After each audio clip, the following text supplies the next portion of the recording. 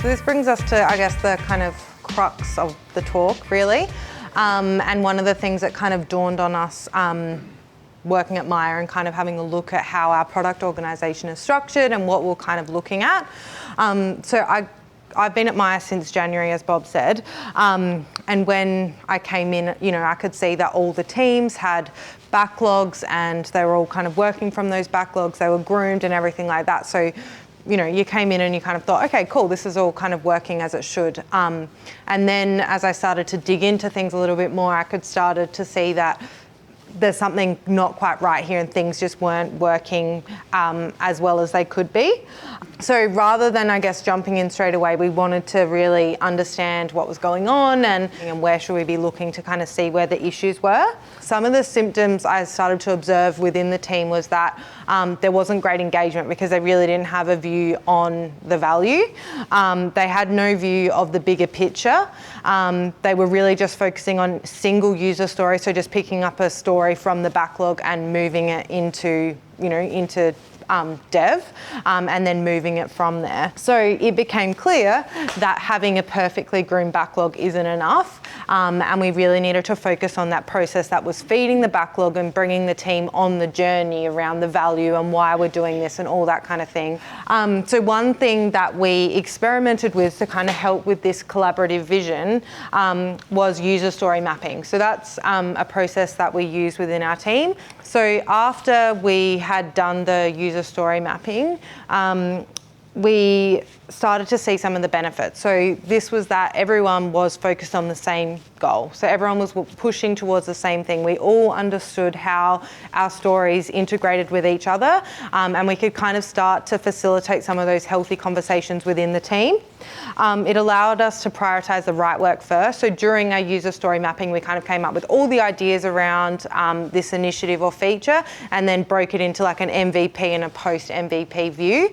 And that also helped the team really understand and think about how they were building things because they kind of knew what might be coming as well in the future.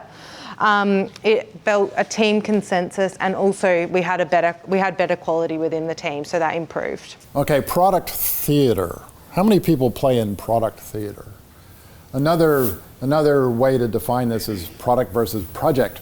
So this whole idea of we've got this project, there may or may not have been a big BRD written at some point. Somebody breaks that down into pieces, whacks it in a backlog, and now we're doing Agile, right? And guess what? They never test. They just deliver the whole thing. And just like most projects, it's late, the quality's not as good, et cetera, et cetera. Okay. Everybody knows what this is? A TP. Very good. So we've got a triangle there, right? And in a project management world, we would think of this as good, cheaper, fast, I'll give you 2. In an Agile world, we have dollars, right? If we use innovation accounting, we do that to stand up our long-lived teams to send value through those teams, right? So we can fix that. It's okay to be kind of fixed on that. Other people say, well, Agile doesn't like timelines or timeframes. Sure we do. Time's fine. But we can fix that if we need to, right? Anybody have a guess what's down here? Very good. We never fix scope, right? Scope is always represented in the backlog as a list of value order. And the product owner spends how much time in your backlog? I think you told me 80% I should be sending. No, yeah.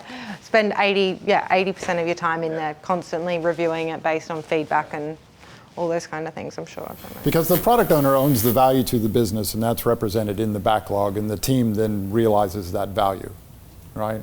So whether the product owner is looking at competitors or talking to stakeholders or talking to customers and users or whatnot, that's actually work that's going into the backlog, right? So this whole product theater, if we're doing projects rather than products, means we've gone and fixed this. And what happens when we fix all 3 corners? It doesn't work, does it? I mean, it's like project management, good, cheaper, fast. The third challenge that we kind of realized when we came in at MYER was because our product organization wasn't as strong as it could have been, it kind of left our UXers in a place where they just wanted to kind of keep themselves busy. So product were kind of not leading the way, so then UX kind of just wanted to keep themselves busy, and they were using ideas or things that they were getting from their customers, and they were kind of just going off and kind of, I guess, starting to solve some of these things without kind of having that product, that customer hypothesis in front of them. So as I'd already mentioned, the team already didn't have a clear view of the value or the vision. So this was further kind of depleting that view within the team of why are we doing this, because we'd almost gone straight into solution mode with our UXs around doing like UI designs and that kind of thing versus, really understanding what problem are we solving here. So one thing, you might want to have a lens on when you're looking at your product organization is who's coming first? Is it product or UX? And how can you, I guess, bring back that healthy tension between the two roles to really help the two work together to kind of solve those customer problems. So a few things that I introduced with my team to kind of bring back that healthy tension between the two roles was a Three Amigos catch-up, regular one. So the Three Amigos catch-up, if you don't know what it is, it's where product, UX, and your tech lead will catch up, and you're really looking at those future things within your roadmap or in your backlog that aren't as fleshed out yet, and looking at all the activities that need to happen around those so that then they're kind of ready to be brought into the team. So it's kind of that really like future view. And so that helped me kind of get in front of UX and really get across what they were doing and kind of be able to work with them to pull them back to the customer. And then the tech lead could also bring them back and go, that's actually going to be really hard. Why don't we try it this way? So that then you kind of got that Venn diagram, that perfect kind of bit in the middle that's kind of happening regularly. And we also introduced the opportunity canvas, which there's so many, I guess, variations out there. It's just kind of that central point where you can come back to kind of reassess why you're doing that. The reason why I like the opportunity canvas, and it is a Jeff Patton one as well, is because it kind of speaks about how would you measure success, what's your budget going to be, all those kinds of things. So you're starting to think about all those things up front to really drive where you're going. And it helps also, I've used it to kind of help the team time box it. If they come back to me with an estimate where it's like 10 sprints, I'm like, guys, this is only going to bring us this amount of money. Let's think about how we can do it to kind of balance those two. Yeah, so these are, I guess, some practices that we've been using at MYER to really help with that healthy tension between product and UX, because, I think we saw some of the symptoms of where UX are too far ahead and what that can kind of do to the team, and also what that can kind of do to your product as well.